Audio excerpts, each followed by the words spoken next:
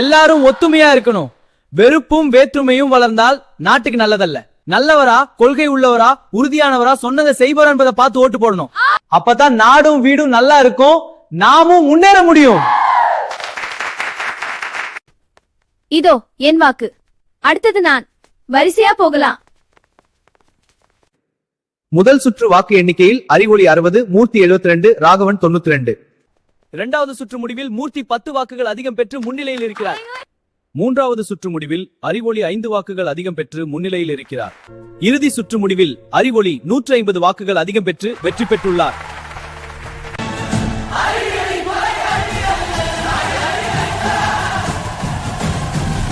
மாணவ தலைவராக என்னை தேர்ந்தெடுத்ததற்கு அனைவருக்கும் மிக்க நன்றி நன்றி நன்றி.